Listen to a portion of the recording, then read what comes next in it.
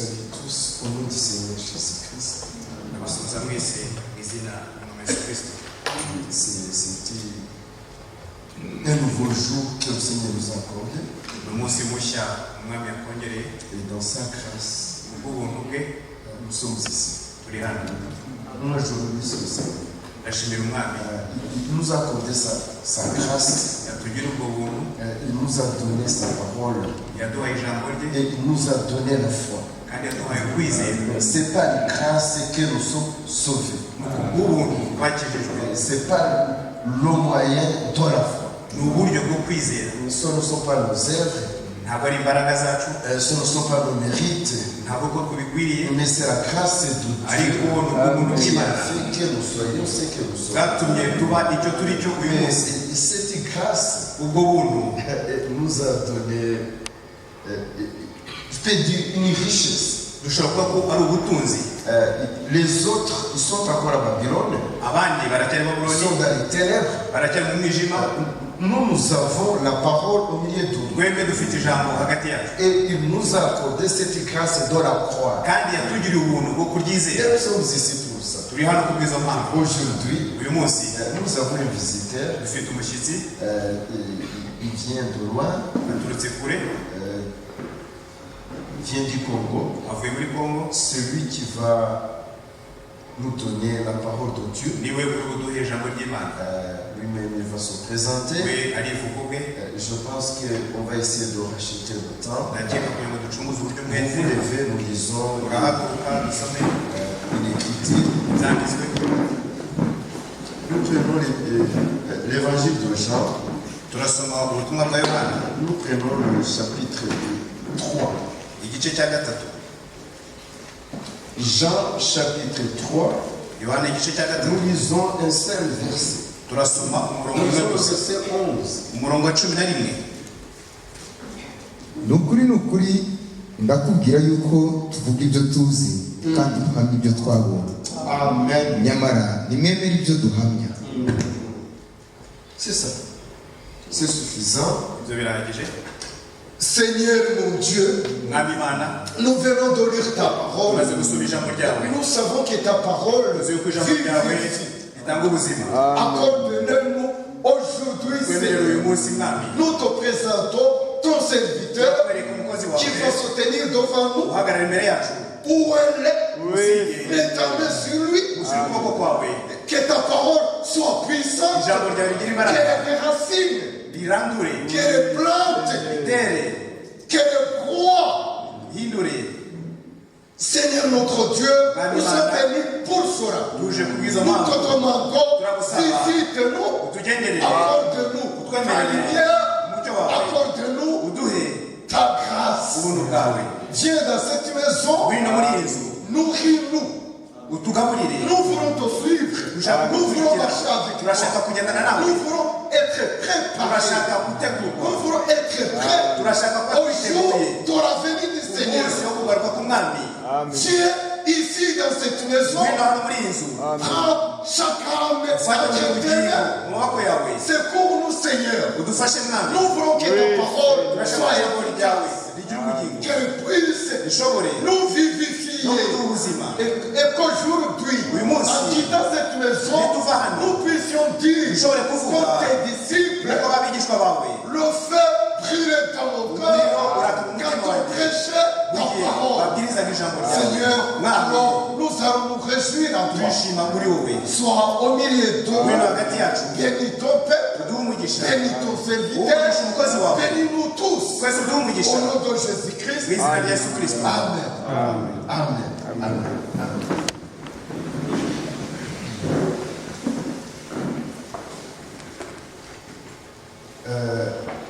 Jésus-Christ,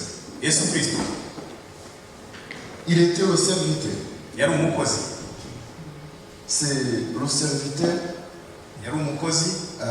dont le prophète Isaïe a parlé dans Isaïe 40.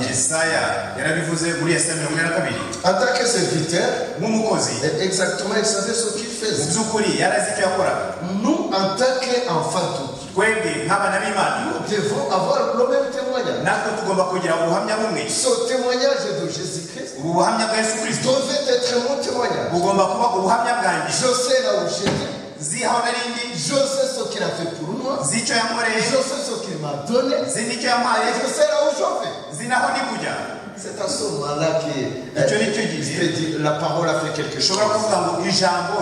Dieu m'a sauvé. Dieu m'a appelé. Dieu est avec moi. Dieu m'a guidé. Je peux témoigner. Je sais où j'étais. J'étais à Babylone. Je souffrais beaucoup. J'étais dans les ténèbres. Je ne suis plus. J'étais dans les ténèbres. Maintenant je suis dans la lumière. J'étais mort. Maintenant je vis. J'étais égaré. Maintenant je suis dans la vérité. Que Dieu vous bénisse. Que Dieu nous bénisse ensemble. Je pense que c'est mieux de donner le temps à il vient. Frère Oscar, il s'appelle Oscar Banza. Il donne Lumbashi. Peut-être il va se présenter lui-même. Frère, tu viens ici. Tu viens.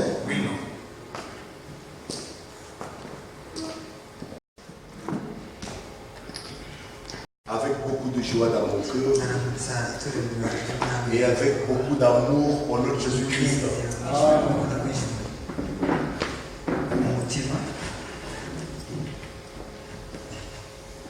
Je voudrais que mon interprète vous salue très bien.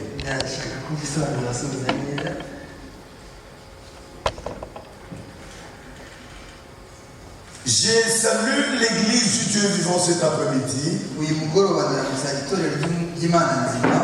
avec beaucoup de joie dans mon cœur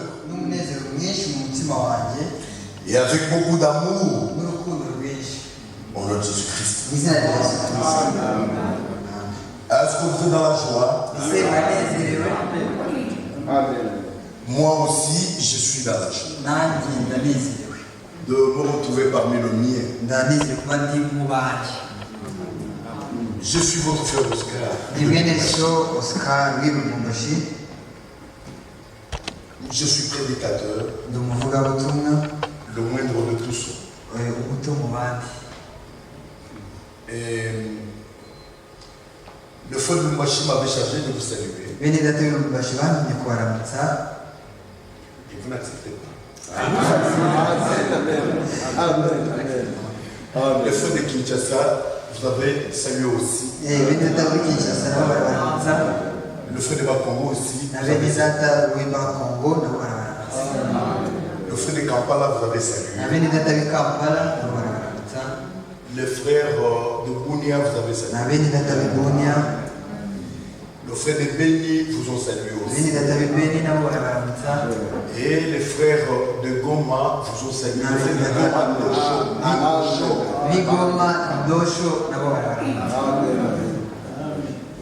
Vous acceptez avec joie toutes ces salutations.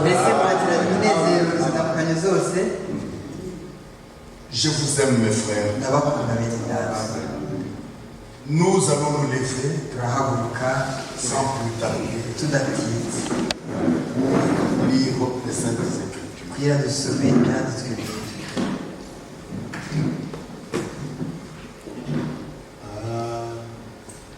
Alléluia.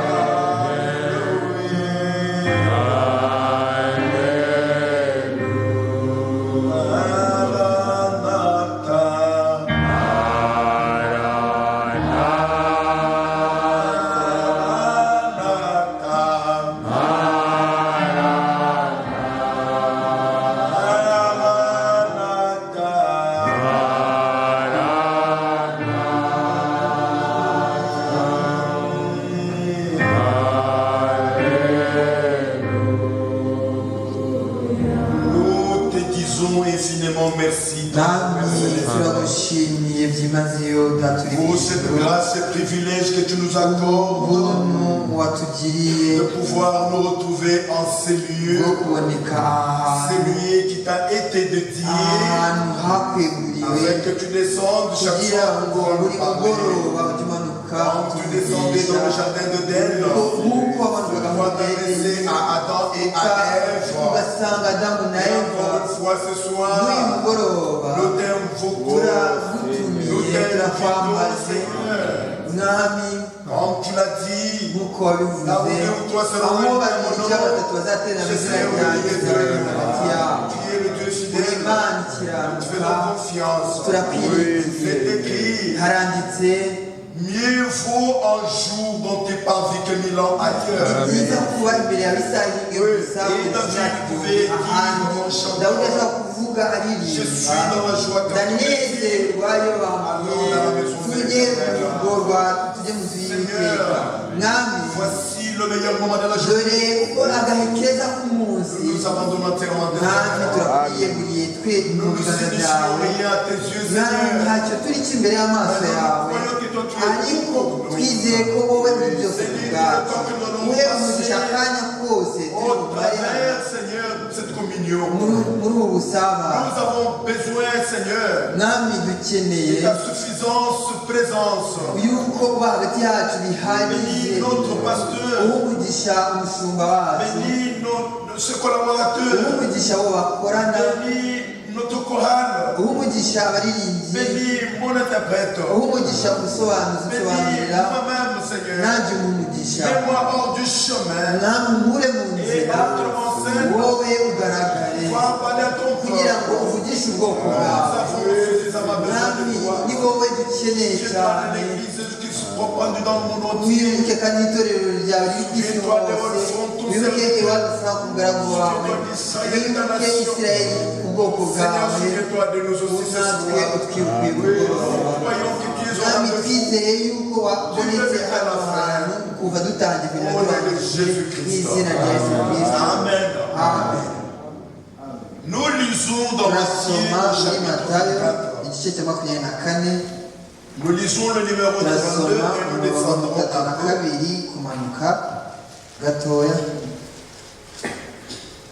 Et puis nous lirons aussi d'autres écritures. Instruisez-vous par une comparaison tirée du figuier.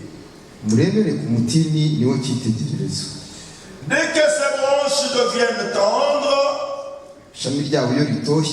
et que ces feuilles poussent, vous connaissez que l'été est proche. De même, quand vous verrez toutes ces choses,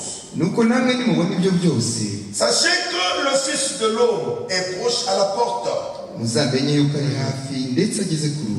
Je vous le dis en vérité. Cette génération ne passera point que tout cela n'arrive. Le ciel et la terre passeront, mais mes paroles ne passeront point. Pour ce qui est du jour et de l'heure, personne ne le sait. Ni les anges des cieux, ni le Fils, mais le Père seul. Ce qui arriveront du temps de Noé arrivera de même à l'avènement du Fils de l'homme. Car dans les jours qui précédèrent les hommes ont mangé et buvé, se mariaient et mariaient leurs enfants, jusqu'au jour où Noé entra dans l'arche. kuko nk'uko bari bameze muri iyo minsi yabanjirije umwuzure, bararyaga, baranywaga, bararongoraga, barashyingiraga, bageze umunsi Nowa yinjiriye mu nkuge. Veuillez vous asseoir, bien-aimés frères. Que le Seigneur ajoute beaucoup de bénédictions à l'écriture. Nous lisons le numéro 1 et le numéro 2. Toujours dans Matthieu au chapitre 24. Et nous lirons aussi une succession de versets. Tout ça, c'est pour vous prouver que Jésus-Christ est l'unique qui dit la vérité. Et ils n'ont jamais été à deux qui disent la vérité. Comme Jésus s'en allait au sortir du temple, ses disciples s'approchèrent pour lui en faire remarquer les constructions. Mais il leur dit, voyez-vous tout cela? Je vous le dis en vérité. Il ne restera pas ici pied sur pied qu'il soit renversé.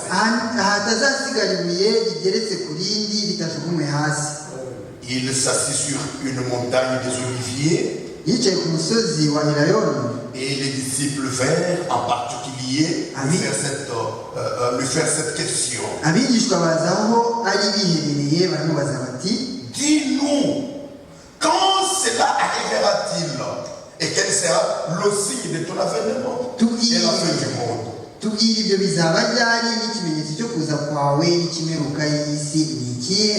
Jésus leur répondit, prenez garde que personne ne vous séduise.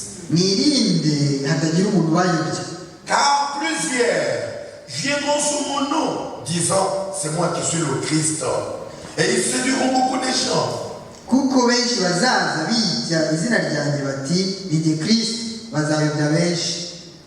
Ce sont des réponses que Jésus est en train de donner.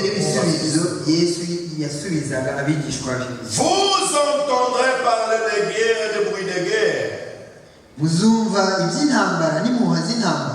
Gardez-vous d'être troublés. Car il faut que ces choses arrivent. Dans le numéro 11. Plusieurs faux prophètes s'élèveront et séduiront beaucoup de gens. Et parce que l'iniquité se sera accrue, la charité du plus grand nombre se refroidira. Mais celui qui persévérera jusqu'à la fin sera sauvé. Cette bonne nouvelle du royaume sera prêchée dans le monde entier pour servir de témoignage à toutes les nations. Alors viendra la fin.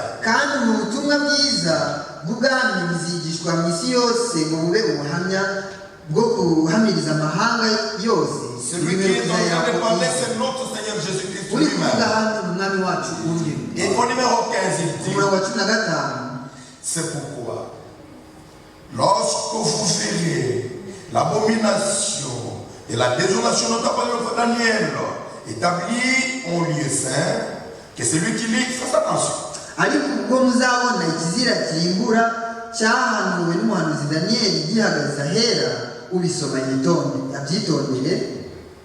Alors que ceux qui seront en Judée fuient dans les montagnes.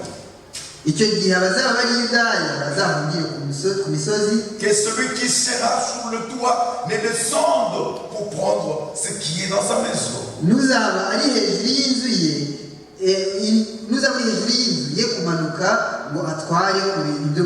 Et que celui qui sera dans les champs ne retourne pas en arrière pour prendre son manteau.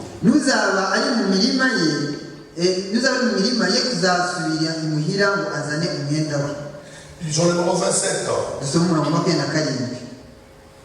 Car comme l'éclair part de l'Orient et se montre jusqu'en Occident, ainsi sera l'avènement du Fils de l'eau.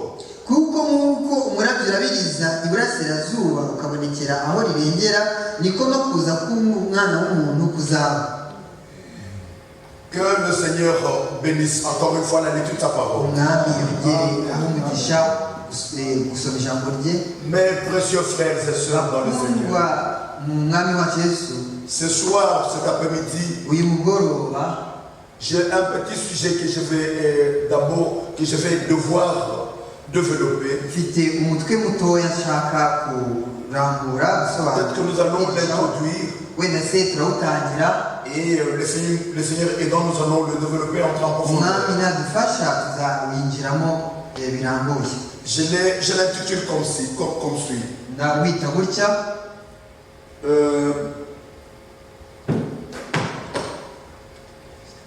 Ok, ça va partir de quoi? Ah, ok. Alors, je l'intitule comme suit. Israël. Et puis, de l'autre côté, j'écris Église. Maintenant, au milieu, j'écris quel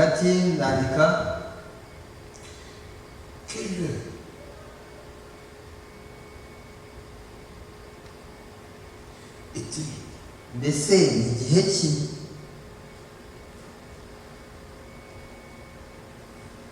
Ah, c'est bon. La technologie. Ça, c'est bon. Bien-aimés frères, vous voyez qu'il y a Israël d'un côté et de l'autre côté, il y a l'Église. Maintenant, au milieu, vers le bas là, posons une question. Disons, frères et sœurs, vous savez vous-même, dans cette marche, il y a des gens qui ont des montres qu'ils portent à leur bras. Mais pourquoi ils ont ça au bras? C'est simplement parce qu'ils veulent toujours se référer à l'heure du rendez-vous. Il est quelle heure pour que j'aille à l'église? Il est quelle heure pour que j'aille au boulot? Il est quelle heure? Ce sont les questions que les gens se posent. Maintenant, nous, en tant qu'Église, nous posons aussi cette question. Et comme c'est une question qui est en rapport avec la Bible, nous recevrons diverses réponses dans la Bible, comme d'ailleurs nous avons déjà commencé à les recevoir. Et comme nous avons aussi des témoins que Dieu nous a envoyés, nous avons notre feu Branham, le prophète que Dieu nous a envoyé. Lui-même nous donnera aussi quelques mots. Et dans la continuité du même message, il a associé un ministère. Matthieu 24, 45.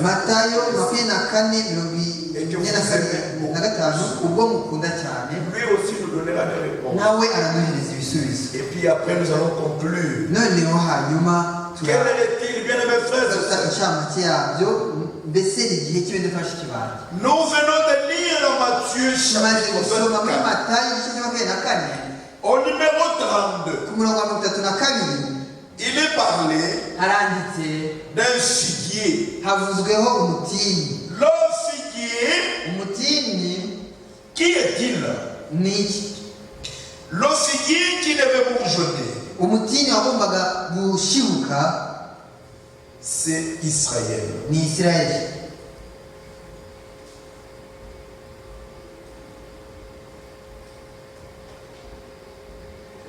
Le figuier, c'est Israël. Est-ce que vous comprenez, frères et sœurs? On dit qu'il devait bourgeonner.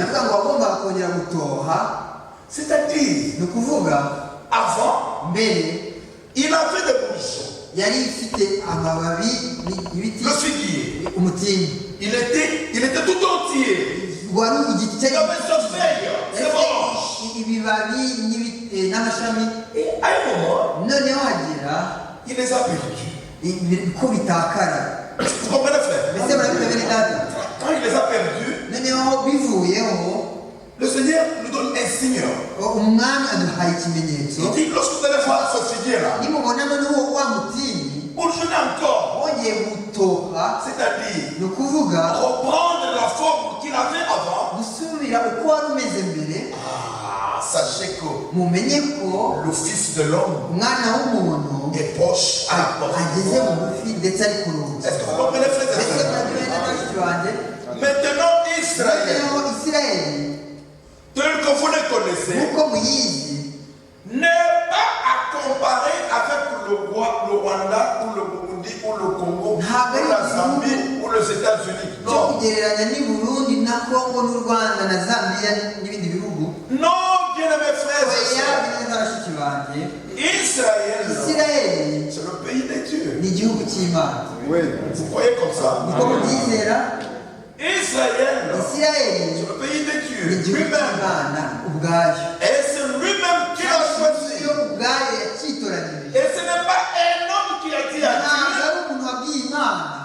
descends sur la terre et choisis Israël. ngo manuka ku isi utoranye isirayeli C'est lui-même, niyo ubwayo dans son amour, mu rukundo rwayo dans toute la créature. mu byo yaremye byose Il a regardé. yararebye Quand il s'est souvenu yibutse de ce qui s'était passé en Éden, ibyabereye muri edeni il s'est dit, iribwira il faut que je formule, que je fasse un plan que je pourrais moi-même accomplir. birakwiriye ko nshyiraho gahunda y'ubwanjye nzasohoza Alors, maintenant, qu'est-ce qu'il veut faire? noneho ni iki yashatse Je gukora vais me choisir sur la terre ku isi ndatoranya un peuple ubwoko auprès de qui je me révélerai toujours. ubwoko nzajya nkora nishimye Un peuple ubwoko à qui je ferai toujours des promesses. nzahora mpereza amasezerano Un peuple ubwoko à qui je ferai toutes les alliances. nzagirana nayo igihango amasezerano Un peuple igihugu avec qui je serai en contact et en communion à tout nzahorana moment. ubusabane buri gihe Est-ce que vous comprenez, frère? mbese barabyumva bene data Et quand Dieu a regardé la terre, imana irebye ku isi il a laissé les autres pays, yaretse ibindi bihugu il a laissé les autres peuples. yaretse ubundi bwoko Je suis choisi Israël. yihitiramo isirayeli Est-ce que c'est clair? mbese birumvikana Est-ce qu'on peut avancer? mbese twakomeza Maintenant, noneho quand il s'est choisi Israël, imaze kwitoranyiriza isirayeli il avait commencé à envoyer des prophètes. yatangiye koherereza abahanuzi Et le prophète allait vers Israël à tout moment. abahanuzi bagasanga isirayeli buri gihe Et il ne venait pas vers nous, non. ntabwo yazaga kuri twe oya Toujours vers buri Israël, gihe yasangaga le isirayeli peuple de Dieu. ubwoko bw'imana Et il y a un autre prophète noneho hari undi muhanuzi que Dieu a utilisé beaucoup plus imana yakoresheje cyane pour prouver à Israël kugira ngo ihamirize isirayeli qu'en ce qui concerne son salut, ku bijyanye n'agakiza kayo il ne pouvait pas envoyer encore un autre prophète. itari ikwiye kongera kohereza undi muhanuzi Et que lui-même devait venir. nayo yari ikwiriye kuza Est-ce que vous croyez à mbese ça? murabyizera Nous pouvons le lire, non? dushaka kubisoma bene Ça se data trouve dans la Bible. biri muri bibiliya Nous lisons dans Ésaïe, turasoma muri yesaya au numéro, chapitre numéro 35. igice cya 35. Est-ce que vous aimez la Bible? mbese mukunda bibiliya amen Vous aimez les Écritures? mukunda ibyanditswe Nous lirons beaucoup, ce n'est pas turasoma un problème. byinshi si ikibazo amen Le numéro 4. umurongo wa kane Il dit, dites à ceux qui ont le cœur troublé, mubwire abafite imitima itinya prenez courage, mukomere ne craignez point. mutinye Voici dore votre Dieu. imana yanyu La vengeance viendra, izazana la guhora rédemption de Dieu. ariko kwitura kw'imana Il viendra lui-même izaza ubwayo et vous sauvera. ibakize amen Amen. amen Ça, c'est le Seigneur uyu ni umwami qui a dit à Isaïe, niyo bibwiye yesaya ça leur dit, ngo genda ubabwire qu'ils ne craignent rien, ntibatinye qu'ils ne se troublent pas. ntibahagaritse imitima Je vais descendre nzamanuka ubwanjye et je vais les sauver. kandi nzabakiza. Est-ce que c'est clair? mbese birumvikana? Comme le Seigneur ne trompe pas. noneho ubwo umwami atabeshya, Il ne ment pas. ko imana itabeshya, À un moment, hageze parce qu'il avait donné tous les signes possibles ubwo yari yaratanze ibimenyetso byose qui bishoboka pouvaient manifester, pour prouver à son peuple. byahamiriza Mais mu c'est bwoko pas le bwayo temps qui pouvait prouver à son peuple que maintenant il vient. by'uko aje. Il a dit, iravuga une vierge concevra umwari azasama et elle enfantera abyare un fils. umwana w'umuhungu. Frère, bene data, on a vu une vierge concevoir. twabonye umwari Et atwite elle a enfanté un fils. abyara umwana On w'umuhungu. l'appelait Emmanuel. umwana w'umuhungu Qui yitwa veut Emmanuel, dire bisobanura Dieu au milieu imana de hagati yacu. Vous voyez, frère, urabona bene data, ce sont des ni choses vraies, ibintu by'ukuri, des choses correctes ibintu by'ukuri qui s'étaient accomplies. byasohoye byabayeho. Amen. Et l'enfant qui était né, umwana wavutse Emmanuel au milieu des hommes, imana hagati y'abantu hamwe c'est n'abantu, Jésus-Christ yesu qui est kirisito venu. waje. Ce sont des choses que vous ni connaissez ibintu parfaitement. muzi neza, Ce sont des choses que vous maîtrisez. ni ibintu musobanukiwe. Et moi, je viens tout simplement pour vous le rappeler. nanjye nzabona kubibibutsa. Frère, bene data, la mission de Jésus intego ya yesu à Israël, kuri isirayeli c'était pour le sauver. ni ukugira ngo abakize, C'était pour le racheter. kugira ngo abacungure. Vous croyez comme ça? niko mubizi. Maintenant, Jésus sauveur. noneho yesu umucunguzi, Parce que son nom signifie kuko izina rye risobanurwa Yahshua, amasiya, Tu veux dire Jéhovah sauveur. bisobanura yehova C'est-à-dire qu'il devait venir lui-même. yehova ubwo yagombaga kuza kugira ngo acungure, Sauver qui? akize, acungure ubwoko bwacu. C'est clair. birumvikana? Amen. Véronique. Très bon. Maintenant, frère, nuko rero bene data, le temps arrive igihe kiragera où le Seigneur aho umwami a commencé à travailler. yatangiye gukora, Il a commencé à exercer son ministère. yatangiye gukora ubukozi bwe, umurimo we. Et c'était où? hari he? En Israël. muri isirayeli. Frère, bene data, et Israël ne l'a pas reconnu. isirayeli ntiyamumenya. Israël n'a pas reconnu. isirayeli ntiyamumenya. Israël a douté. isirayeli irashidikanya. Frère, bene data, ils ne l'ont pas reconnu. Pourquoi? kuki Parce batamumenya? qu'ils ne faisaient pas attention aux signes. ntabwo bitondeye ibimenyetso. Mais pourtant, le Seigneur avait donné des signes, non? nyamara umwami yaratanze ibimenyetso, siko bimeze. Et les signes étaient là parmi eux. ibimenyetso byari biri hagati Et yabo. quand le signe s'accomplit, ibimenyetso iyo bisohora, il n'y a que ceux qui ont été rendus capables ni ba bandi gusa babishobojwe, de croire. bashobojwe kwizera. bene data, Il n'y a que ceux-là hari abo ngabo qui bose sont capables de voir bashobora et kureba de comprendre ce ndetse que no Dieu fait. gusobanukirwa ibyo Imana iri gukora imbere yabo. Attention, mu byitondere, ça s'appelle grâce de Dieu. ibyo byitwa ubuntu bw'Imana. Amen. Nous aussi, natwe nous allons en arriver. turahagera, Mais parlons d'abord d'Israël. ariko tubanze tuve kuri isirayeli. Frère, bene data, la majorité abenshi d'Israël muri isirayeli a refusé le Messie. banze kwakira Le Messie promis. mesiya wabo, Le Messie qu'ils basezeranye, attendaient. mesiya bari bategereje, Ils l'ont bouté dehors. bamujugunye hanze. C'est comme vous le lire. niko mushobora kubisoma. Parce que ce jour-là, kuko icyo gihe Pilate pilato avait devant lui imbere ye yari afite Jésus yesu et Barabbas. na baraba. Il était là, nuko rero devant une multitude, une foule imbere nombreuse. y'imbaga y'abantu benshi Il pose la question. abaza ikibazo. Regardez, mumurebe, à ma gauche, ibumoso bwanjye j'ai Barabbas. mfite baraba. Qui sont ceux qui connaissent Barabbas? Ils ont levé les mains. ngo ni bangahe bazi baraba? bazamukurikira. baza Ils ont levé les mains. bazamukurikira. Barabbas ici, baraba hano c'est un méchant homme. ni umugome. Il a violé vos femmes. yenze abagore Il babo, a même violé vos filles. yenze amazu n'umwicanyi. Nuko rero murebe na hano iburyo hari Yesu uwo bita Kristo. Ni bangahe bamuzi?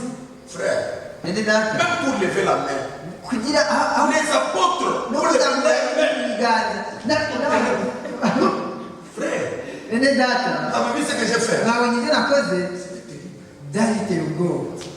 Maintenant, nuko rero il dit, aravuga Jésus, Yesu c'était un vaillant prophète de yari umuhanuzi ukomeye w'Imana parmi vous. hagati yabo.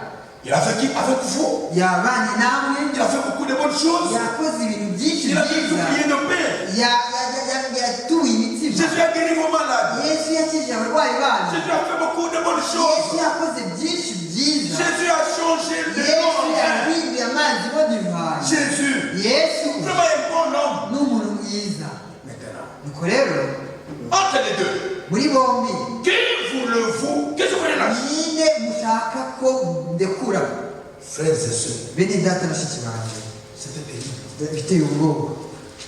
Vous voyez l'attitude de l'homme aujourd'hui. murabona uko umuntu ameze. L'homme n'a jamais changé sa façon Ntiyigeze ou sa manière ahindura d'agir. uburyo bwe bw'imikorere. L'homme est toujours méchant umuntu ahora ari mubi et il restera toujours kandi méchant. azaguma kuba mubi. Donc il n'arriverait jamais à croire. byose ataragera aho yizera by'ukuri koko umwami wacu. Bien-aimés frères, bene data na bashiki banjye, écoutez la réponse. mwumve igisubizo. Qui voulez-vous que je vous relâche? mbese bashaka ko mbarekurira nde? Le bruit était tellement grand. urusaku rwari rwinshi cyane. ngo baraba muruturekurire baraba, dukunda baraba. nuko rero Le petit groupe était là. ba bandi bake bari bari aho ngaho, Yesu murekure, abari murekura Yesu, muturekure Yesu. C'est comme je peux vous dire. ni nkuko nababwira, C'est comme je peux vous ni nkuko nababwira, dire.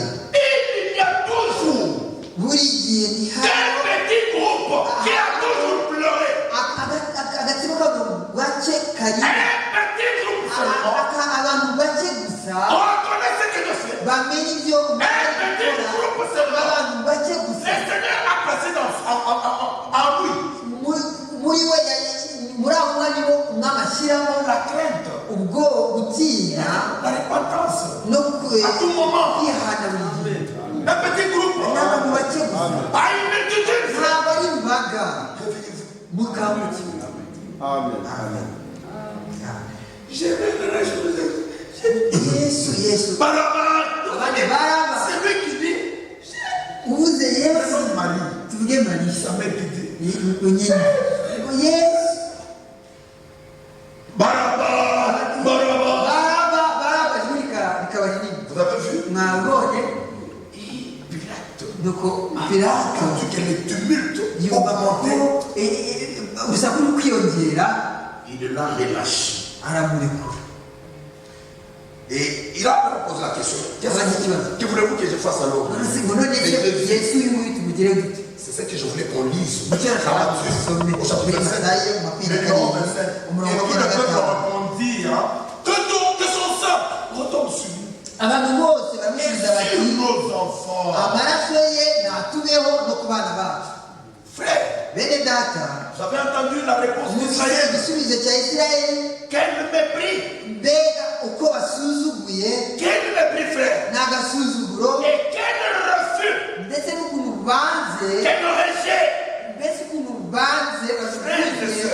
bene data na bashiki Ce banjye, que je vous raconte est une histoire ibyo vraie mbabwira ni iby'ukuri, ni inkuru que vous y'impamo, connaissez. ni impamvu Et je crois que muzi, vous croyez kandi en cela. nizera ko namwe ari uko mubyizeye. Mes bien-aimés frères. bakundwa bene data, Et Jésus a été livré. Yesu nuko aragambanirwa aratangwa. On a cherché un quelconque mal qu'il avait commis, il n'y en avait pas. bashatse ikibi yabarakoze kirabura, Mais ariko il a été livré. yaratanzwe. Mais comme ils avaient réclamé le sang, ariko uko kuko bishyizeho amaraso bisabiye amaraso il fallait que le sang byasabiye byagombye ko amaraso abavaho ndetse no ku bana babo c'est eux-mêmes qui ont demandé nibo ça. ubwabo babyisabye Et je veux dire à quelqu'un ce soir, nuko ndashaka kubwira ugeze hano ce que tu demandes à Dieu, Dieu icyo peut te donner. imana nicyo iguha Si tu demandes à Dieu quelque chose, usaba imana ikintu Dieu te le donnera. imana irakiguha Et il te donnera exactement ce que kandi tu lui as kugira ngo demandé. icyo wagisabye neza Et regardez Israël, nuko murebe isirayeli ils ont demandé que le basabye sang de yuko Jésus amaraso ya yesu coulait sur eux. ababaho ndetse no ku bana babo Alors ils devaient payer, ils devaient payer. bagombye kwishyura Ils devaient payer, frères et sœurs. bagombye C'est une kwishyura réalité. ni ukuri Maintenant, comment ça s'est passé? mbese byagenze bite Jésus a été livré yesu yaratanzwe et on l'a fouetté, tout ça, tout ce que vous connaissez. murabizi byose Il n'avait pas fait un seul péché. nta cyaha na kimwe yari yakoze Maintenant, nuko rero quand on l'a pris, bamufashe on l'a amené. baramujyana Il y a des choses qui devaient se passer. hari ibintu byagombye kuba Regardez bien, mes frères. murebe bene data bakundwa Chez notre Dieu, il n'y a pas de hasard. ku mana nta gitungurana Tout ce que Dieu fait est parfait. imana ikora byose biba bitunganye Oui.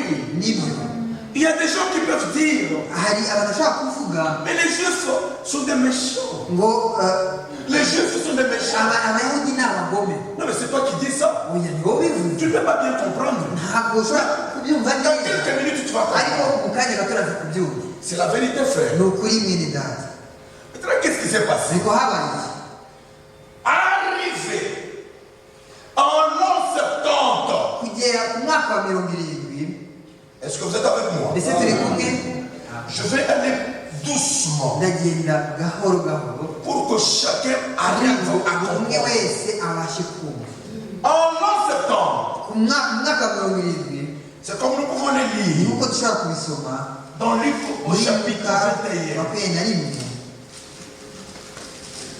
Est-ce que vous aimez les mbese Écritures? mukunda ibyanditswe byera Luc 21. luka Nous commençons par le turahera ku murongo wa 20 C'est ce que nous avons lu nibyo dans twasomye Matthieu 24. muri matayo 24 Mais Luc essaie de l'expliquer très bien. ariko luka asobanura kurusha Il dit lorsque vous verrez Jérusalem investie par des armées, ariko ubwo muzabona yerusalemu hagoswe n'ingabo sachez alors muzamenye que sa yuko désolation est proche. kurimuka kwaho kwenda kugusohora Ceci est une prophétie que le prophète Daniel a donnée. ubuhanuzi bwo daniyeli yaratanze C'est ce que nous avons lu au numéro 15 du ibyo chapitre de twasomye Matthieu.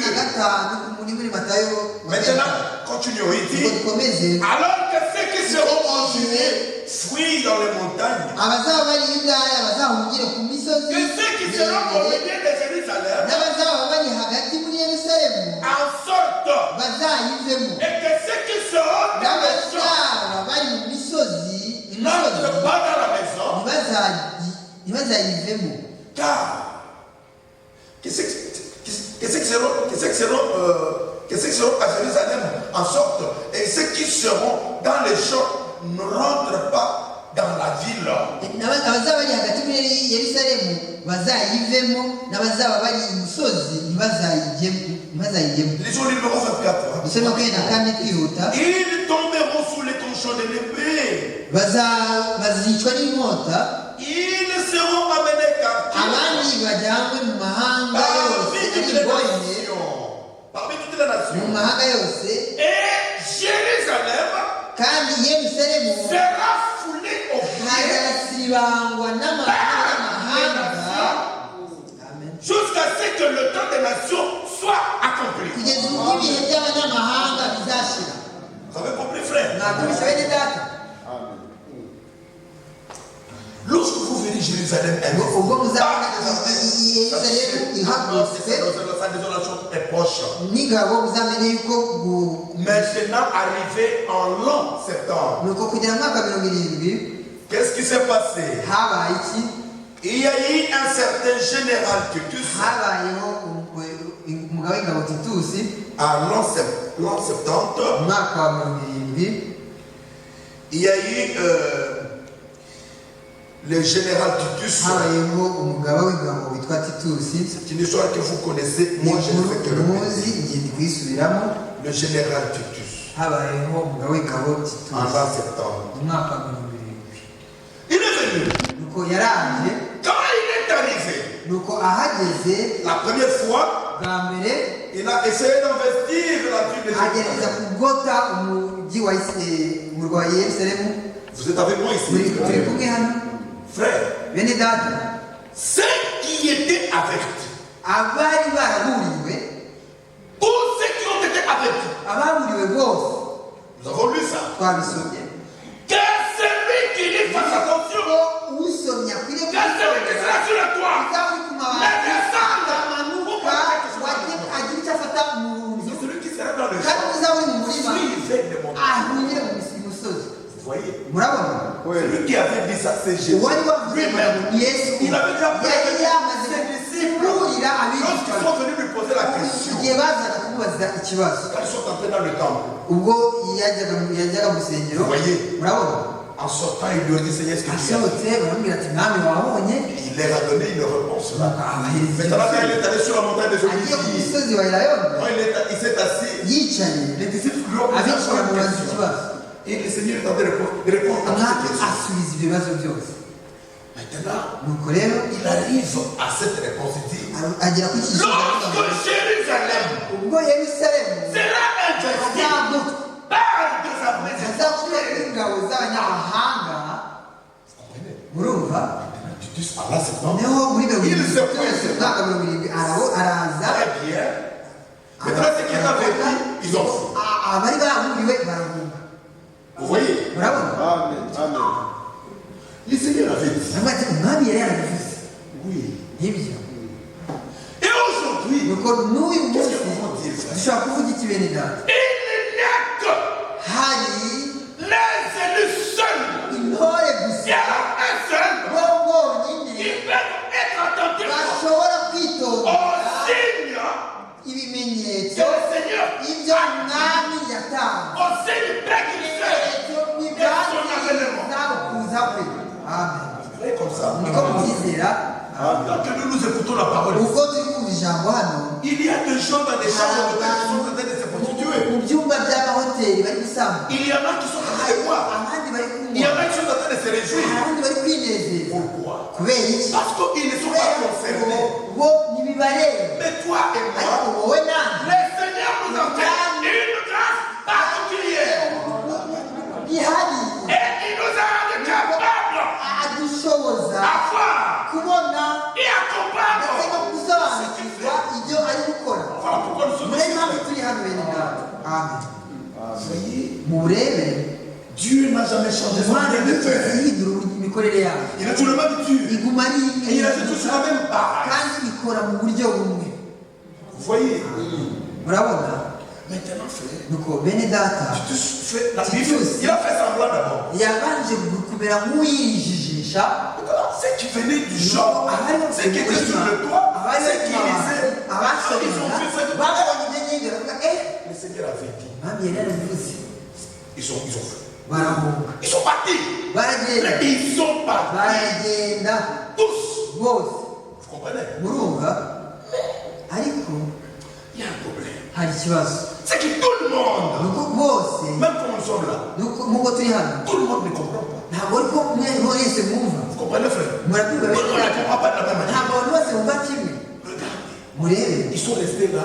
baguma aho ngaho, Titus a fait semblant, il est parti. titusi arijijisha aragenda, Ils ont regardé. Oh, barareba baravuga il yo est parti. titusi yigendeye, Comme il est parti. ubwo yagiye Mais c'est fini. zirarangiye. Qui vous dit que c'est fini? ninde wabwiye ko birangiye? Frère, ils se sont entêtés. Ils sont restés là. barinangira gumaho, Et puis après, Titus revient encore. nuko nyuma titusi aragaruka. Cette fois-là, kuri iyo nshuro il ne bouge ntiyongera kuhava, Et il n'a pas ordonné qu'on puisse tirer en l'air. kandi ntabwo yategetse ko babatera ngo baraseho. Il a seulement installé là-bas. gusa Les ahubwo militaires. yarahagose Ils ont contrôlé toute la ville. bagota umujyi wose. Frère, nuko bene data ils n'ont pas bougé. nuko Ils ont amené la bahaga nourriture, ils ont tout amené. bazanye ibyo kurya aho ngaho, Mais le portail de la ville était fermé. ariko amarembo y'umujyi byari C'était difficile. C'est qui t'a retard, mais qui t'a averti.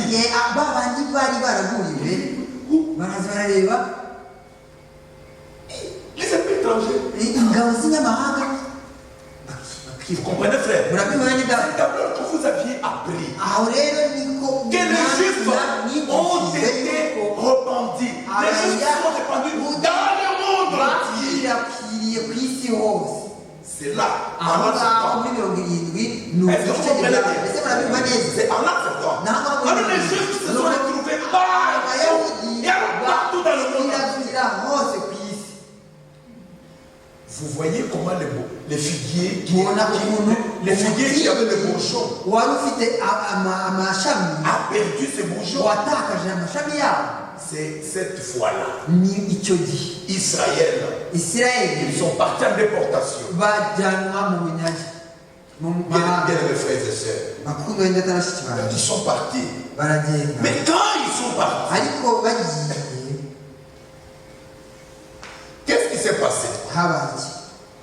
Ce qui était resté dans la ville, il fallait qu'ils mangent tout ce qu'ils avaient dans leur stock, dans leur dépôt. Ils ont mangé, ils ont terminé. Ils ont mangé quoi? Ceux qui avaient des dépôts, ils ont vendu. Ils ont utilisé l'argent, beaucoup d'argent. Ils pouvaient sortir pour aller vendre, pour aller acheter encore, revenir vendre où? C'était bloqué, fermé. Qui pouvait sortir? Maintenant avec l'argent, où est-ce que tu pouvais? C'était grave. C'est quoi ça? Ce qu'ils avaient demandé au Seigneur. Ce qu'avait dit à Pilate. Le sang de Jésus. Même sur nos enfants. Et puis, mais oui.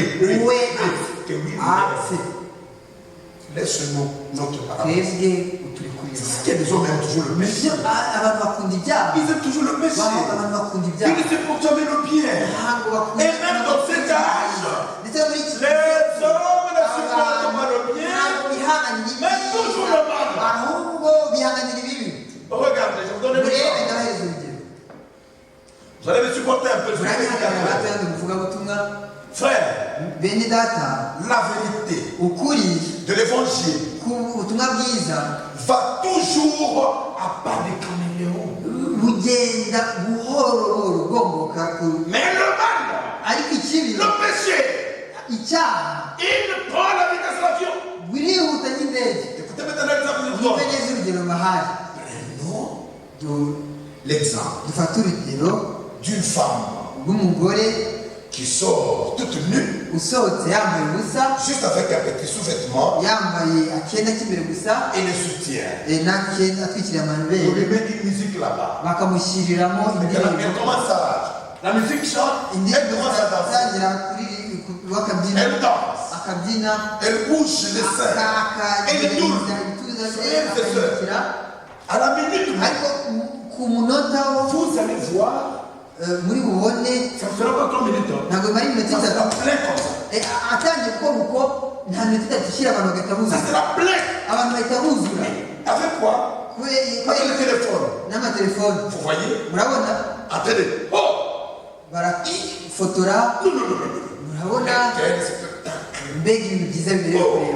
Mais c'est terrible. Mais dans notre temps, il envoie d'abord. Et puis de l'autre côté, il a dit, vous êtes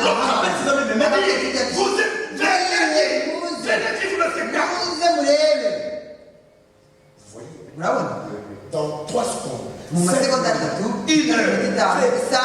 images. Mais quelle sorte d'image? Des images sales. Le péché, il va vite. Mais la vérité, qui paie l'accès. C'est ça Jésus-Christ. On ne l'accepte pas facilement. On ne croit pas à lui facilement. Oh, bien mes frères et sœurs, c'était difficile. nuko rero ils ont commencé à s'engranger. batangira kuryana abantu. L'homme dit à sa femme, umugabo akabwira umugore Brigitte, ce n'est pas toi. ntabwo ari wowe ndi kuvuga. Brigitte, J'ai appris que Gaston a déjà mangé deux de ses enfants. numvise ko Gaston amaze kurya abana be. Ce n'est pas toi. ntabwo ari wowe. Maintenant, nuko rero Brigitte regarde. Brigitte reba Tu fais du quoi? ngo ushaka kuvuga iki? Mes enfants, moi, abana banjye je mange. nanjye noneho mba iby'abandi. ntabwo aribyo navuze. Parce que les femmes sur les enfants, ils ne ko abagore n'abana babo mais tu sais pas. ntukoreho. Mon enfant, tu connais umwana pas. wanjye ntabwo uzi ukuntu namugiriye ku mise. Frère, mais comme la misère était grave. ariko uko akaga kari kenshi, Mes frères, bene data, tu regardes ton mari. Brigitte akareba umugabo we, Je vois que tu avais les yeux. ndabona ariko wari wavuze ukuri, wari uvuze ukuri. Ta femme, tu inzara twica. faut commencer par Benjamin. turahera kuri Benjamin. Ils prennent Benjamin, ce n'est pas toi, Benjamin. ntabwo ari Benjamin kuvuga. Allez, on vend. bagafata Benjamin. Benjamin, on mange. Benjamin baramurya. Et puis on prend Lutte, on mange. Ruta nawe baramurya. Et puis on prend Émilie, on mange. Non, Émilie nawe baramurya. frère, peut-être on mange tous les enfants. nuko bamara abana bose. Bene data, C'est une chose vraie. ni ibintu by'ukuri Une byabaye. histoire vraie. ni inkuru Qui y'impamo s'est passée là. yabaye aho Isirayeli i Yerusalemu. Maintenant, regarde. murebe Maintenant, l'homme regarde la femme. umugabo akareba. Ça va manger quoi? none se ubu noneho turarya. L'homme regarde la femme. umugabo akareba umugore Il tombe sur la femme. Il mange. akamushyira akamurya. Si c'est la femme qui est forte, niba umugore elle tombe sur l'homme. ufite imbaraga akagwa ku mugabo akamurya. Frère, bene data, c'était grave. byari bikomeye C'était cyane. très sérieux. byari bikomeye cyane. Pendant que l'on coupe la tête de quelqu'un, qu'est-ce qui coule? bari kurya Toute la ville. hatemba amaraso mu mujyi ho Et quand il te sort, amaraso. le général Titus a vu ça. Titus abibonye En dessous des portails, arebye munsi le sang en train de couler. amaraso atemba. Il a dit, aravuga ati allez, maintenant entrons. noneho twinjire. Il donne l'ordre à ses militaires. ahereza Vous amabwiriza savez ku comment ngabo ils ze. font? Frère, et les militaires sont entrés. ingabo zirinjiye Ils entrent dans la ville, binjira mu murwa, le sang partout. amaraso ari hose. Amaraso by force. Les sang est partout. amaraso Partout, bien mes frères. hose. Une histoire vraie. ni inkuru yabaye. Et qu'est-ce qu'ils se sont dit? Peut-être qu'ils se l'ont fait. nuko baravuga turakora iki? Ah, ils jettent le regard là-bas. bakareba hakurya Ils veulent le temple. babona urusengero. Est-ce que vous comprenez, frère? murumva mwene data, Il a donné l'ordre. Allez, avancez. itegeko Faites le temps. tugende Entrez sur le petit temple. tujye ku rusengero. Ah, directement. nuko baragenda. Frère, bene ce data, temple qui a été Le construit Seigneur. par Zorobabel, rwubatswe na Zorobabeli, ils ont pris du temps. byabatwaye igihe. Mais sa destruction n'a pas pris 3 heures. Gusenya ntabwo byasabye amasaha atatu. Et on l'a détruit. bararusenya. Qu'est-ce que c'était? mbese byari iki? Accomplissement de Matthieu 24. gusohora kw'ibyanditswe Le muri numéro Makumyabiri na 1 et le kane, numéro 2. umurongo wa mbere n'uwa Et kabiri. ils ont dit à son Seigneur, babwira umwami Seigneur, ati mwami, as-tu vu comment ils ont construit? mbese ngo wabonye ko Et le Seigneur leur a dit, nuko umwami arababwira ati je vous dis en vérité, ndababwiza ukuri, il ne restera ici. hano Bien sur terre qu'il ne soit ibuye rigeretse renversé. ku rindi Frère, ridasenywe. c'est que Dieu dit, ibyo imana ivuze s'accomplit tout. birasohora nta kabuza. C'est que Dieu donne ibyo comme imana promesse. itanze bisezerano iba iri maso kugira ngo irisohore. Il est le Dieu fidèle. imana yo Il n'a kwiringirwa jamais menti. ntiyigeze ibera. Ce qu'il dit ibyo yavuze arrive. birasohora. Frères et sœurs, bene n'abashiki banjye, c'était sérieux. byari bikomeye. Ils ont détruit les temps. basenya urusengero. Accomplissement de Matthieu 24. matayo 24 rimwe na kabiri irasohora. Bien-aimé. bakundwa, Quand ils ont détruit les temps, tumaze gusenya urusengero, maintenant, qui sont restés, qui sont entrés maintenant dans la ville? abinjiye mu murwa ni bande? Qui sont ces gens-là qui sont entrés dans la ville? abinjiye mu murwani bande C'est ce que nous avons lu dans Matthieu, dans Luc. muri Matayo no muri Luka. Regardez. Murebe Le numéro 24, il tombe dans makumyabiri na kane le tranchant de l'épée. bamwe bazicwa Ils seront n'inkota captifs parmi toutes les nations. abandi bajyanwa mu mahanga yose ari Vous voyez comment Israël est urabona parti? uko Isirayeli yajyanywe Ils sont partis partout. bagiye Ils hose sont mu amenés en mahanga captivité. bajyanwa Parmi toutes les ari imbohe nations. mu mahanga Et yose Jérusalem, c'est la nuko fondée. Yerusalemu hazasibangwa jusqu'à quand? n'abahanga mbese kugeza ryari Jusqu'à ce que le temps des nations soit accompli. ubwo ibihe by'abanyamahanga bizashira. C'est là qu'il y a le problème. aha ngaha niho hari ikibazo. Ubwo rero Les Palestiniens. abo muri Palestine Les Palestiniens n'aiment jamais les Juifs. abo muri Palestine ntabwo abafilisite ntabwo bakunda Ce sont abayahudi. Alors ils sont entrés. nuko barinjira Maintenant, le Jérusalem devient notre. Et ils sont accaparés de Jérusalem. barayibohoza bayigira iyabo. Est-ce que ça va, mes frères et sœurs? mbese turagendana bidata bashiki banjye Que je parle vite ou que je mvuge parle vuba vite? cyangwa ngende buhoro. Ça va comme ça? biragenda bimeze gutya nta kibazo. Maintenant, bien aimé, ku bakundwa et comme nous l'avons dit, nk'uko twabivuze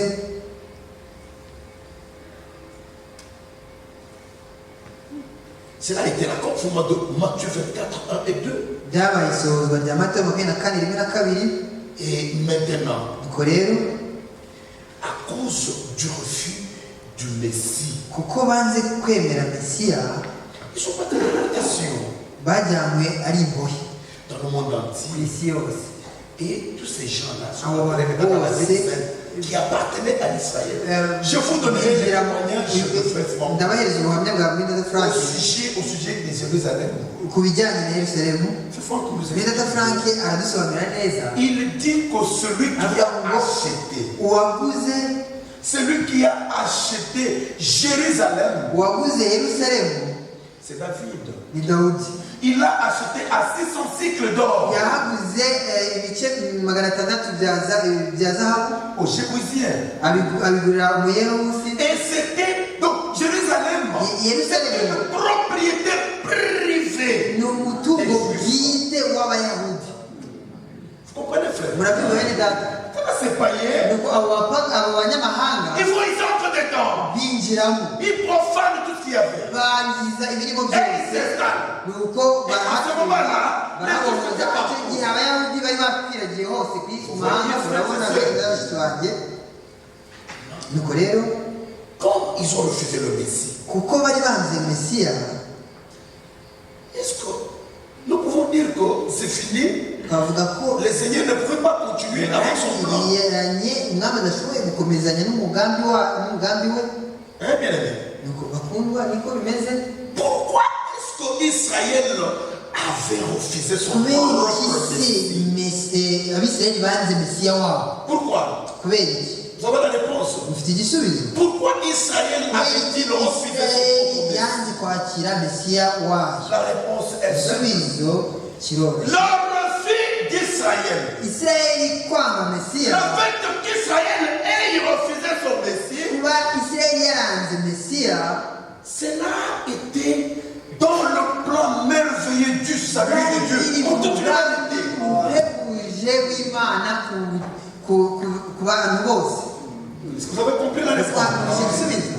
Pourquoi est-ce que kubera iki Israël, Isirayeli, pourquoi est-ce qu'ils ont rejeté leur Messie? kubera iki banze kwemera Mesiya wabo? Ceci, ni ce refus-là uko kwanga est en rapport bijyanye avec le plan du salut na gahunda n'umugambi w'Imana pour toute l'humanité. ku bari mu isi bose.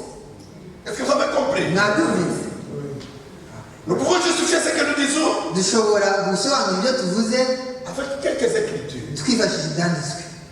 Israël, le bien-aimé de Dieu, Isirayeli ikundwa n'Imana il a rejeté son Messie yanze kwemera Mesiya wayo qui était venu pour le wari sauver. waje kubakiza. Ils ont choisi Barabbas. bihitiramo Baraba. Oh frère, bene data, c'était terrible.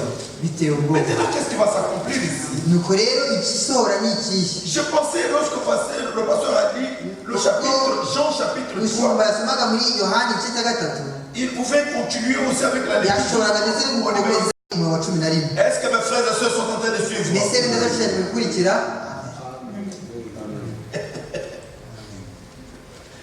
Oui, c'est la vérité, frère. ni ukuri bene data Maintenant, écoutez au numéro 16. Il dit mwumve ku murongo wa 16 Jean 3,16. yohana 3:16 Car kuko Dieu a tant aimé le monde, imana yakunze abari mu isi il cyane a donné son Fils unique, byatumye itanga umwana wayo w'ikinege afin que kugira ngo quiconque croit en lui umwizera wese atarimbuka mais ahubwo il a vie éternelle. ahabwa ubugingo buhoraho Vous comprenez ça, frère? mbese barakuba bene data L'heure aussi du Messie par Israël kwanga kwakira mesiya isirayeli était dans le plan du salut. byari biri mu mugambi w'imana ku bw'abantu bo abari mu isi bose C'est ça le témoignage de la Bible. niko biri doha Car Dieu a tant aimé le imana yakunze monde abari mu isi cyane qu'il a donné son Fils yatanze unique. umwana wayo w'ikinege kugira ngo umwizera wese Là, ce n'est pas Israël. Là. aha ngaho ntabwo bikiri isirayeli byonyine murabyumva kugira ngo uwo ari we wese C'est-à-dire ni ukuvuga tout le monde. bose Donc tu crois ukizera au Seigneur umwami Jésus-Christ yesu kirisito comme ton sauveur umucunguzi wawe personnel. bwite Il est sauvé.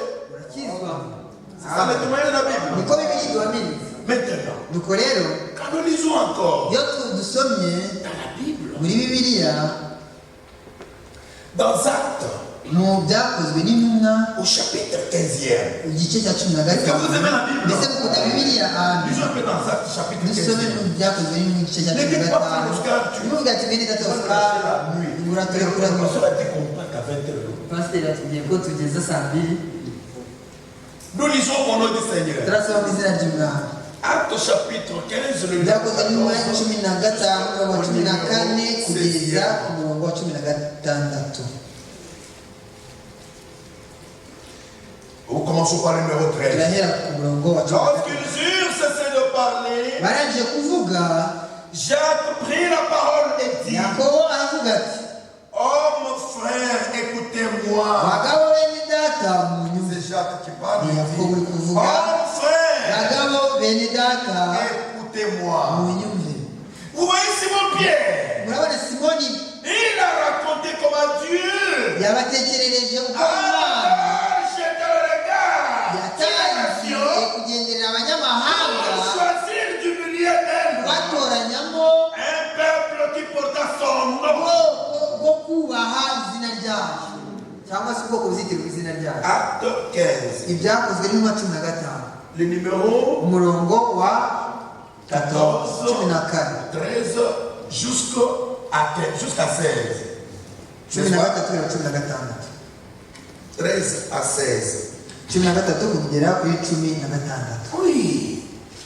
Simon a raconté comment Dieu a d'abord jeté le regard. C'est-à-dire Dieu a regardé. Il a jeté le regard yitegereje yabonye sur les nations. abanyamahanga Ce n'est pas sur Israël, frère, tu veux dire. numva ntabwo ari isirayeli mubyumve neza Et on a déjà refusé le Messie. bo bamaze kwanga Mais kwakira maintenant, le mesiya Seigneur, nuko umwami il tourne le dos. arahindukirira Il regarde les nations. noneho areba amahanga Frère, bene data nous allons comprendre les affaires, les choses de Dieu. turi C'est à nous kumva de ibintu regarder by'imana le ni comprendre. twebwe imana yaduhaye kumva turi bubyumve neza bisobanutse Choisir du kugira milieu. ngo mu banyamahanga yitoranyirizemo ubwoko Et le bwubaha izina peuple ryayo qui porte le nom. ubwoko butwara izina ryayo Le peuple qui porte le nom du Seigneur. ubwoko bwubaha izina ry'imana Le peuple qui porte le nom du Seigneur. ubwoko bwitirirwa izina ry'umwami Le peuple porteur du nom ubwoko butwaye bwitirirwa du Seigneur. izina ry'umwami Il s'appelle comment? byitwa ngo iki Il s'appelle chrétien. byitwa abakristo amen Est-ce que vous comprenez ça? murabyumva neza bene data Nous y allons mollo. turagenda Je buhoro vois très buhoro mal pourquoi on peut aller vite, rapidement. Non. nta kuki twakwihuta oya tugende gakeya Simon a raconté comment tu as d'abord regardé. simoni yabatekerereje uko imana yatangiye kugendera abanyamahanga kubatoranyamo ubwoko bwo kubaha izina ryayo Tu as le peuple. nuko rero ubwoko Tu dois porter le nom. bukwiye kwitirirwa kubaha izina ry'umwami. Le nom.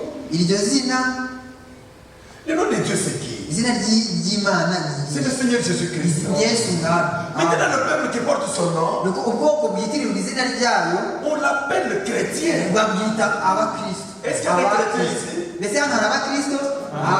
Il y a des chrétiens ici. Hari abakristo? Oui frère, Nibyo aidez-moi. bene data mumfashe. Je ne suis pas en train de dire la messe. ntabwo ari misa, ni umunsi wa misa. Je ne dis pas la messe catholique. Ntabwo ari misa y'abagatolika ndi gusoma, Mais je prêche la parole. ahubwo ndi kubwiriza ijambo Ça s'appelle le message biblique du temps. ryitwa ubutumwa bwa bibiliya by'igihe cyane. Nous y allons tout doucement. turagenda buhoro buhoro murabisobanukirwa. Je vous adore pas les turimo turavuga Quelle heure est-il? ni igihe ki. Nous avons parlé d'Israël. twavuze kuri isirayeli Ils ont rejeté leur Messie. banze kwakira mesiya wabo. Regardez là où nous uko sommes. murebe aho turi kujya. Je vais vous poser la question, quelle heure est-il? turi kwibaza ikibazo igihe ki. Maintenant, nuko rero nous lisons encore une écriture. turasoma ibindi byanditswe. Est-ce que vous aimez les écritures? mbese mukunda ibyanditswe? Essayez un peu de lire. dusome Mais continuez avec la lecture ici. dukomeze hano turi gusoma Pour que vous compreniez mieux. kugira ngo dusobanukirwe neza. Et au numéro 15, il dit, Non, tu m'as avec dit. cela, s'accorde les paroles des prophètes. amagambo y'abahanuzi ahura n'ibyo Selon qu'il est écrit, nk'uko byanditswe ngo après cela, hanyuma y'ibyo je viendrai. nzahindukira Et je relèverai de sa chute wubake inzu la yawe date de la vie. yaguye, J'en réparerai de ruines. nzasana ahasenyutse Et je la redresserai. ihagarike. Est-ce que vous comprenez, frères et ese sœurs? kumva bene bashiki banjye Nous avons lu.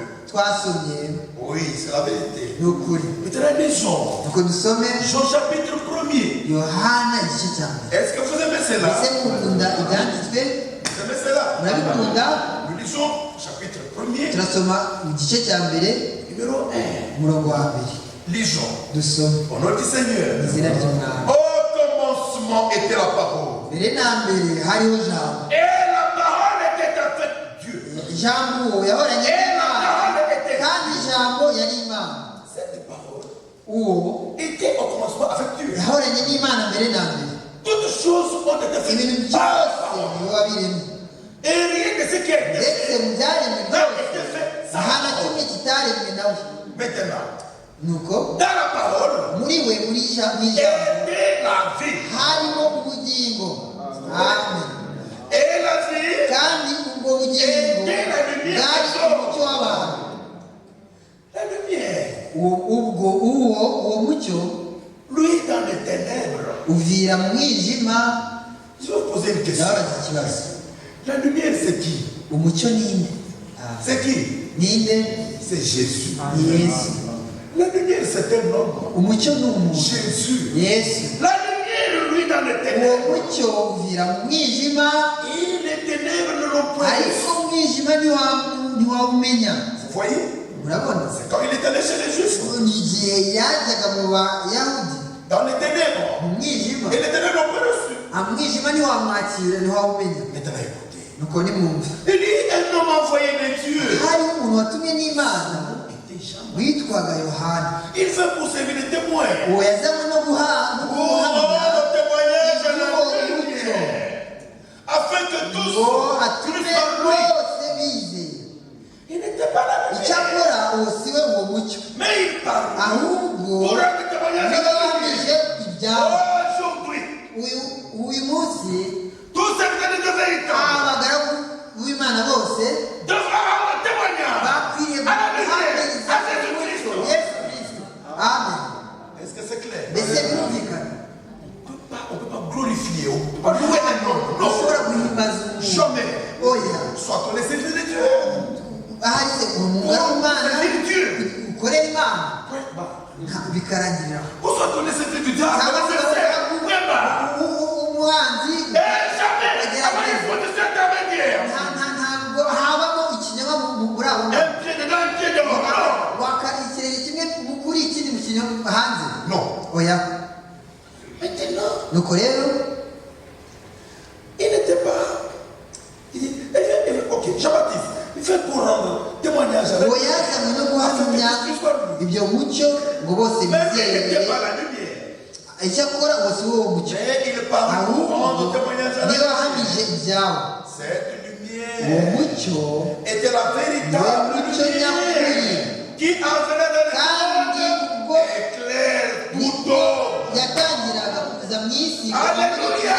umuntu wese aleluya bene data Jésus en venait dans le monde yaje mu isi comme lumière. nk'umucyo En tant que lumière, yaje mu il mucyo éclairait tout le monde. kumurikira abantu bose amen Si toi tu ne l'as pas vu, nuko niba wowe utarawubonye tu n'es pas appelé à aller au ciel. ntabwo wahamagariye kujya mu ijuru Tu n'appartiens pas, tu n'es pas du groupe de ceux qui ont été appelés. bahamagawe Vous comprenez? murabyumva amen Voyez.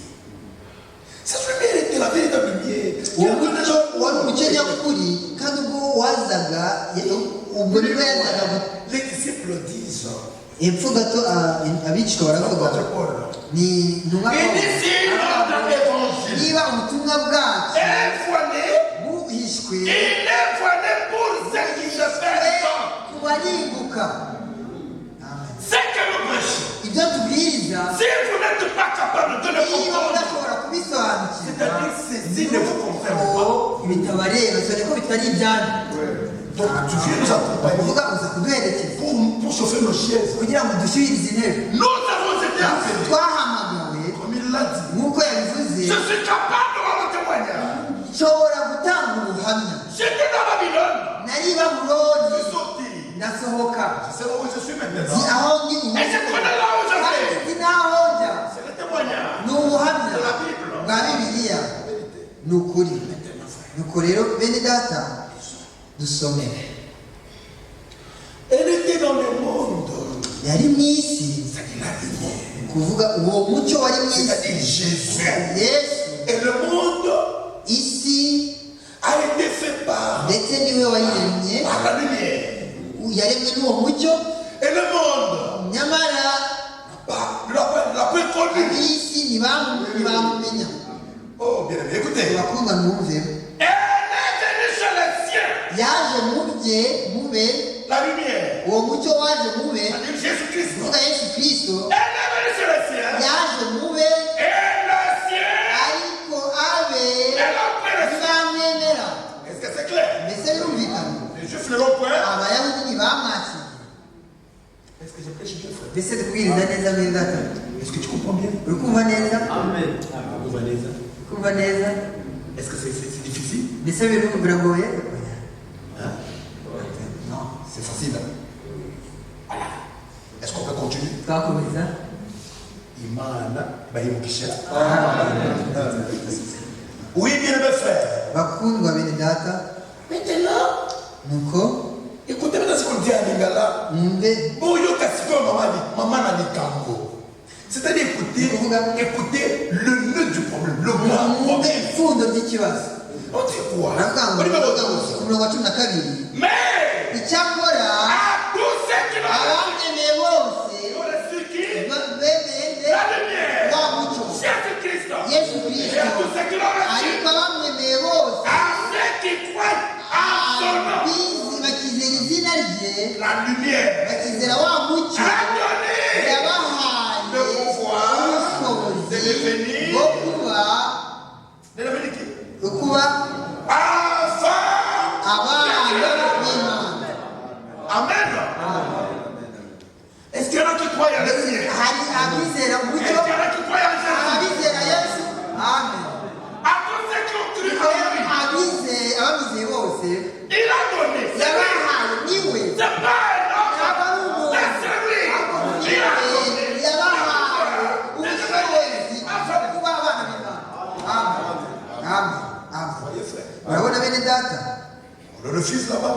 hirya bamwe hariya baramwanze hano muramwakira Il vous donne le pouvoir. akamuhereza ubwo bushobozi Devenir. bwo guhinduka abantu b'imana Est-ce qu'il y a des enfants de Dieu ici? ese hano hari abana b'imana Allez, enfants de Dieu, bonsoir. abana b'imana muri aho Vous voyez comment ils acceptent. urabona ukuntu bebereye Il y en a. hari Ils se connaissent. Celui qui est de Dieu, il sait que maintenant je salue bien. Je sais que nous sommes tous les enfants de Dieu. Les enfants de Dieu.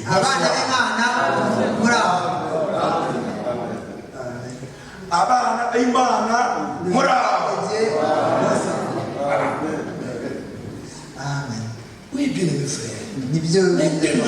nuko rero C'est que tu crois en son nom. abizeye Elle a donné le pouvoir. yabahaye ubushobozi bwo kuba abana b'Imana Lesquels ari bo sont nés babyawe dans du sang. batabyawe n'amaraso Et de la volonté de la cyangwa chair. se n'ubushake bw'umubiri ubushake bw'umuntu aho ubushake bw'Imana. Amen. Eh, frère, Nuko bene data mais c'est tellement bon. ni byiza cyane C'est tellement merveilleux. birahebuje Nous sommes enfants de turi Dieu. abana b'Imana Non pas atari ubushake bw'umuntu Non, mais de Dieu. aho ubushake bw'Imana. Amen. Est-ce que vous aimez ça? mbese murabikunda? Amen. Vous êtes enfants de Dieu. muri abana b'Imana Non pas par atari votre volonté. ubushake bwanyu Pas bwite par la volonté de l'homme. atari ubushake Mais par lui, ariko lui. ubushake bwe bwayo. Amen. Alléluia. Mes frères et sœurs bien-aimés. bakundwa bene data bashiki banjye mu mwami. Nuko rero Il y a une différence hari itandukaniro entre tout ce qui s'appelle enfant de Dieu bitwa abana b'Imana bose et enfant de Dieu. n'abana b'Imana by'ukuri hari itandukaniro. Parce qu'il y en a qui s'appellent. Oui, écoutez. hari abitwa Quand on est chez les pentecôtistes, hari dufate pentekote moi je suis fils de Dieu. bati njye ndi umwana w'Imana tora ariko hanyuma Le protestants, moi je suis fils de Dieu. abaporose nabo ndi umwana w'Imana. Non, mais je le dis parce que la Bible dit dans Jean 16, car Dieu a tant aimé le monde ihana gatatu kuko iyi Imana yakuze ari mu isi qu'il a envoyé son fils unique. yoheje umwana wawe w'ikinege. Comme je crois. nuko rero uko nizera Je suis fils de Dieu. ni umwana w'Imana. Mais fils de Dieu dans les adultes, Umwana fils de Dieu dans les poissons, fils de Dieu dans les histoires. Attention, umwitonda. nous nuko rero nous voulons mettre un peu ko le pied dushaka pour avancer. gukandageza ikirenge Est-ce que vous imbere savez ça? tubone uko tubikomeza. Mbese Vous avez ça? murabikunze? Voilà, maintenant. Ibyo tugende dusome Romains, abaroma chapitre 11. igice cya 11. Romains, chapitre 11. abaroma C'est 11. là que nous voulons nous démarquer. aho ngaho niho C'est dushaka là que nous voulons nous mettre à l'écart avec les kujya autres. ku ruhande ngo twitandukanye n'abandi. Je suis fils de Dieu. ni umwana w'Imana Toutes les petites prostituées. ariko Comment ça va? uri umusambanyi umaze ngo J'avais bien pas la grâce de Dieu. bwo kuba ubuntu bw'Imana. Comment ça va? Je vais vivre la grâce de Dieu. nezereza ku buntu bw'Imana. Finalement, c'est tout le monde. Comment ça va? niba ati amakuru Dieu fait grâce. ati Imana C'est bon. Ce n'est pas mal. ntabwo ari bibi. Mais écoutez, frère, ariko mwumve bene vous et moi, wowe nanjye nous sommes dans une mission spéciale. turi mu butumwa bwihariye. C'est là où nous avançons. aho ngaho niho turi kuganira Pour que nous comprenions kugira ngo twumve quelle heure est-il. mbese ni igihe ki. nuko Nous entrerons en profondeur. turi bwinjire mu bureba Nous lirons, turi nous expliquerons. tuzasobanura.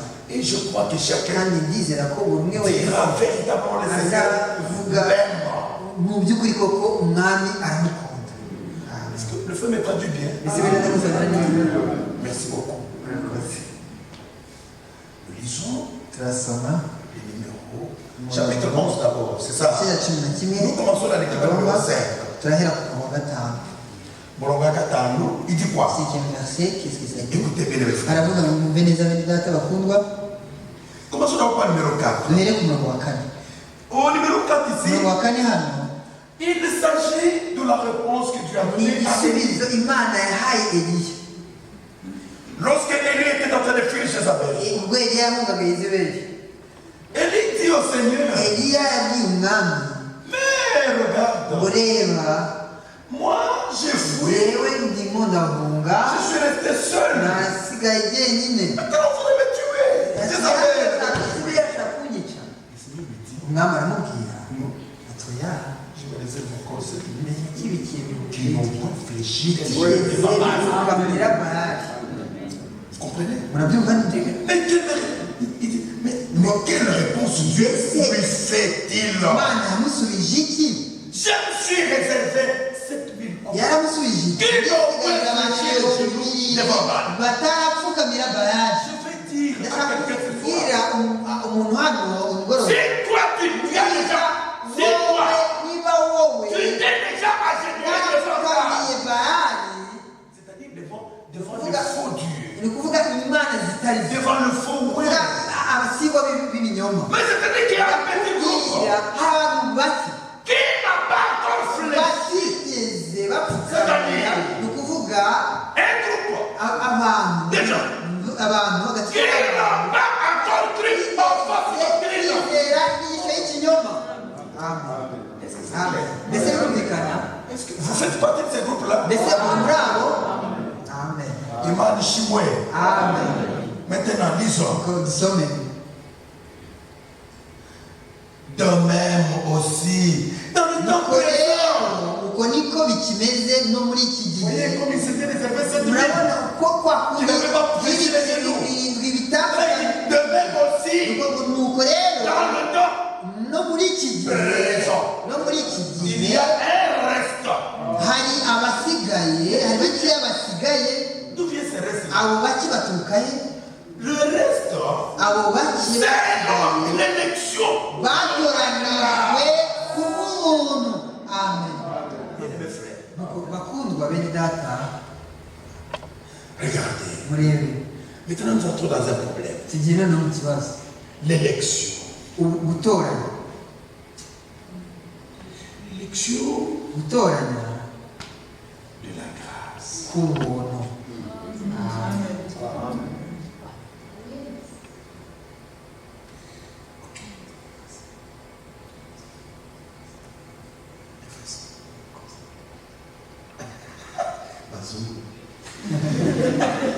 L'élection de la grâce.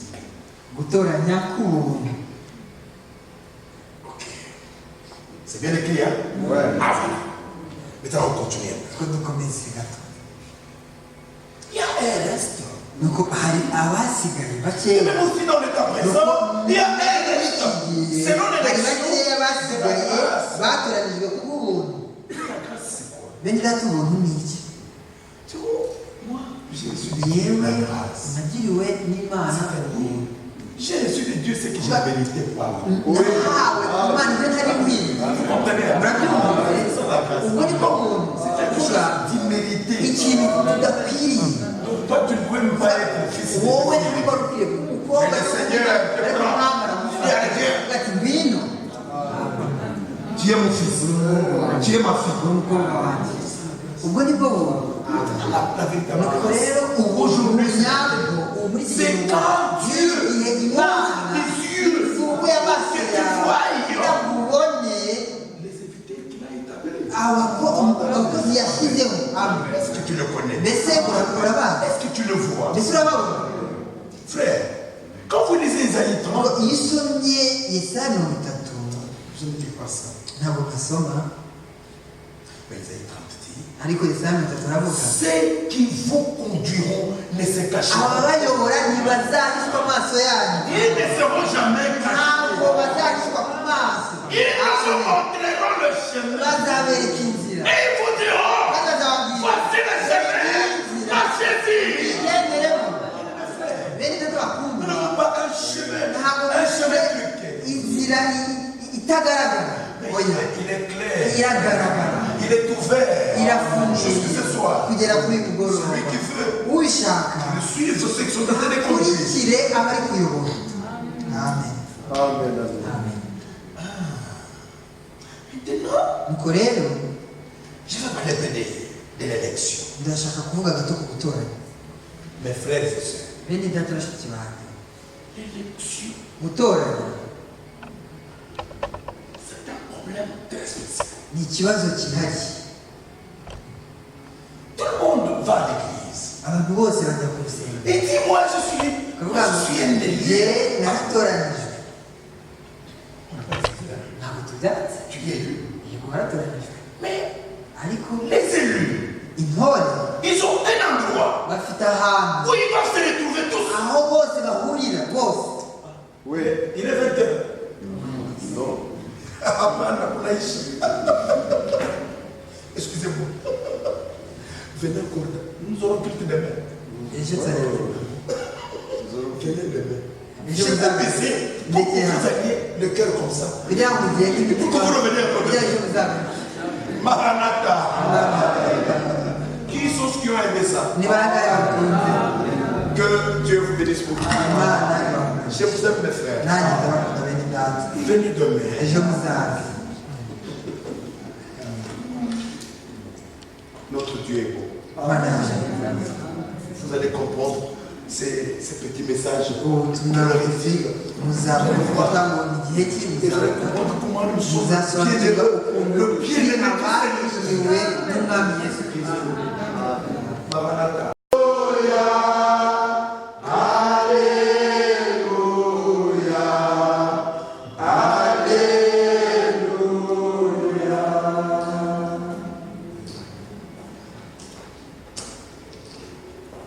Frère, à la Seigneur, toi,